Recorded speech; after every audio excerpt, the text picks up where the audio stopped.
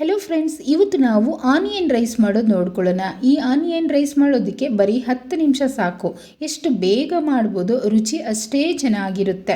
ವಿಡಿಯೋನ ಎಲ್ಲೂ ಸ್ಕಿಪ್ ಮಾಡಬೇಡಿ ಫ್ರೆಂಡ್ಸ್, ಪೂರ್ತಿಯಾಗಿ ನೋಡಿ ನೀವು ಮಾಡ್ಬೋದು. ಮೊದಲು ಪ್ಯಾನ್ ಬಿಸಿ ಮಾಡಿ 2 ಸ್ಪೂನಷ್ಟು ಎಣ್ಣೆ ಹಾಕ್ಕೊಳ್ತಿದ್ದೀನಿ. ಎಣ್ಣೆ ಚೆನ್ನಾಗಿ ಬಿಸಿ ಆದ ನಂತರ ಸ್ವಲ್ಪ ಸಾಸಿವೆ ಹಾಕ್ತಾ ಇದ್ದೀನಿ. ಹಾಗೆ ಅರ್ಧ ಟೀ ಸ್ಪೂನಷ್ಟು ಜೀರಿಗೆನೂ ಹಾಕ್ಕೊಳ್ತಿದ್ದೀನಿ.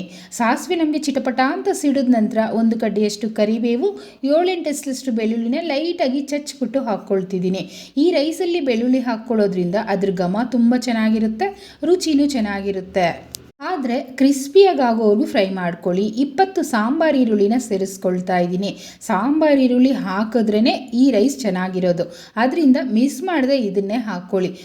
ಒಂದು ಸಣ್ಣ ಟೊಮೊಟೊನ ಸೇರಿಸ್ಕೊಳ್ತಾ ಇದ್ದೀನಿ.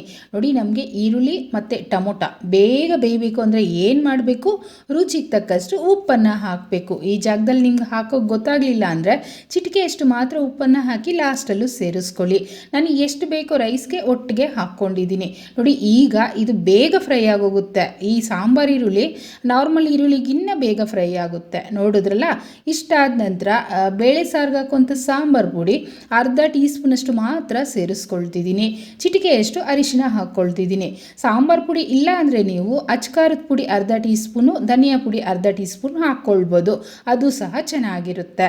ಇದನ್ನು ಲೈಟಾಗಿ ಮಿಕ್ಸ್ ಮಾಡಿ ನಂತರ ನಾವು ರೈಸನ್ನು ಹಾಕ್ಕೊಳ್ಳೋಣ. ನಾನು ಬಿಸಿ ಬಿಸಿ ರೈಸನ್ನೇ ಹಾಕ್ಕೊಳ್ತಾ ಇದ್ದೀನಿ. ನೀವು ಬೇಕು ಅಂದರೆ ರಾತ್ರಿ ಉಳಿದಿರೋ ಅಂಥ ಅನ್ನ ಹಾಕ್ಕೊಳ್ಬೋದು, ಅಥವಾ ತಣ್ಣಗಾಗಿರೋ ಅಂಥ ಅನ್ನನೂ ಸೇರಿಸ್ಕೊಳ್ಬೋದು. ಕೊತ್ತಂಬರಿ ಸೊಪ್ಪನ್ನು ಹಾಕಿ ನೀಟಾಗಿ ಮಿಕ್ಸ್ ಮಾಡ್ಕೊಳ್ಳಿ. ನೋಡಿ, ಎಷ್ಟು ಸಿಂಪಲಾಗಿ ಮಾಡ್ಬೋದಲ್ವಾ, ಅಷ್ಟೇ ರುಚಿಯಾಗಿರುತ್ತೆ ಫ್ರೆಂಡ್ಸ್. ಬ್ಯಾಚುಲರ್ಸು ಮಾಡ್ಬೋದು, ಹೊಸದಾಗಿ ಅಡುಗೆ ಕಲಿಯೋರು ಮಾಡ್ಬೋದು, ಮಕ್ಕಳು ಅಷ್ಟೇ ಇಷ್ಟಪಟ್ಟು ತಿಂತಾರೆ. ಯಾರು ಬೇಕಾದರೂ ಮಾಡ್ಬೋದು, ಲಂಚ್ ಬಾಕ್ಸ್ಗೂ ತೊಗೊಂಡೋಗ್ಬೋದು. ಒಂದ್ಸಲ ಈ ಮೆಥಡಲ್ಲಿ ಟ್ರೈ ಮಾಡಿ ನೋಡಿ, ಹೇಗೆ ಬಂತು ಕಮೆಂಟ್ ಮಾಡಿ. ಹಾಗೆ ಲೈಕ್ ಮಾಡಿ, ಶೇರ್ ಮಾಡಿ, ನಂತರ ಚಾನೆಲ್ನ ಸಬ್ಸ್ಕ್ರೈಬ್ ಮಾಡಲಿಲ್ಲ ಅಂದರೆ ಸಬ್ಸ್ಕ್ರೈಬ್ ಮಾಡ್ಕೊಳ್ಳಿ. Thanks for watching.